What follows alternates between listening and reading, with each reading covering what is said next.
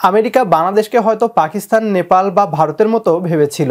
বাংলাদেশকে হুমকি দিয়ে মাথা নত করিয়ে গোলাম বানানোর পরিকল্পনা যে খুব একটা কাজে আসছে না, তা হয়তো এখন আমেরিকা টের পাচ্ছে। মাননীয় প্রধানমন্ত্রী শেখ হাসিনার হুঁশিয়ারি আমেরিকান থিঙ্ক ট্যাঙ্কারদের টনক নড়িয়ে দিয়েছে। টাইটেল এবং থাম্বনেল দেখে অনেকেই হয়তো ইতিমধ্যেই বুঝে গিয়েছেন আজকের ভিডিও কী নিয়ে হতে যাচ্ছে। প্রিয় দর্শক, আসসালামু আলাইকুম। আমন্ত্রণ জানাচ্ছি বিডি টিউবের আজকের আয়োজনে। সাথে আছি আমি হাসানুল ইসলাম। সাম্প্রতিক সময়ে আমেরিকা তথাকথিত মানবাধিকার লঙ্ঘনের অজুহাত দেখিয়ে বাংলাদেশের গর্ব র্যাবের উপর নিষেধাজ্ঞা জারি করেছে।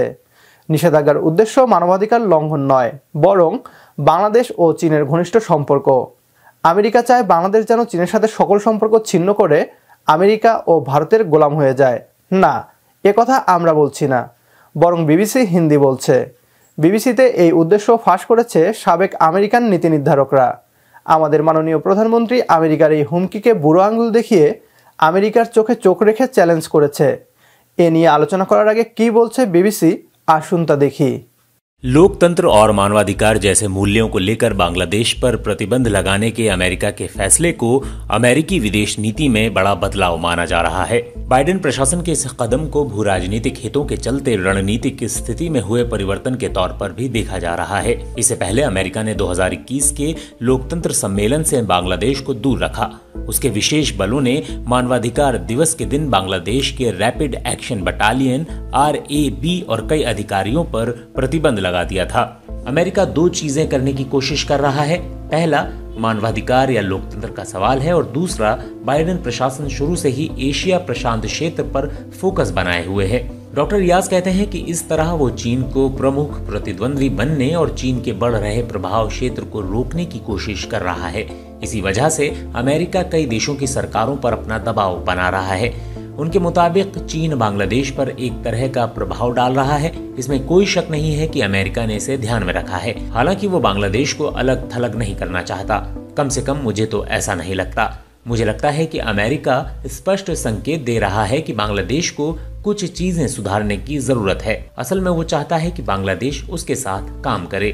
अमेरिका के थिंक टैंक रैंड कॉरपोरेशन में centre for Asia Pacific policy के निदेशक रफीक दोसानी का मानना है कि बांग्लादेश पर अमेरिका का यह कदम भू राजनीतिक लिहाज से अहम है। दोसानी कहते हैं कि विकास के लिहाज से चीन के लिए बांग्लादेश का चटगांव बंदरगाह और उसके पास का सितवे बंदरगाह अहम है। उनके अनुसार अमेरिका की नीति और बांग्लादेश के प्रति उसके रवैये में हुए ताजा बदलाव का मुख्य लक्ष्य चीन को रोकना है।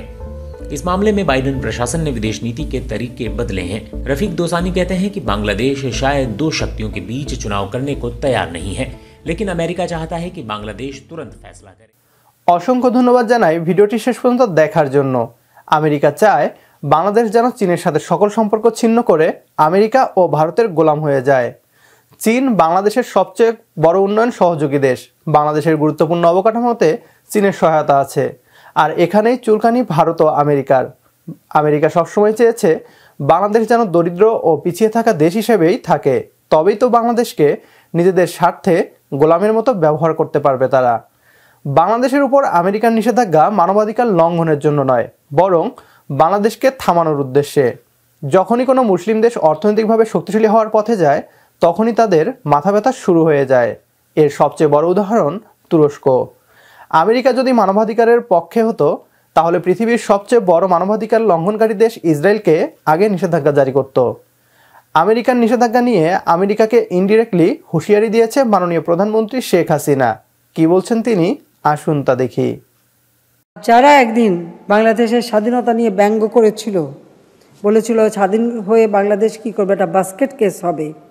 আমার লক্ষ্য হচ্ছে সেই দেশ থেকে, সেই দেশে যে দারিদ্র্যের হার আছে তার থেকে যদি 1% কম হয়, তা 1% কম হলেও আমি বাংলাদেশে দারিদ্র্যের হার কমাবো।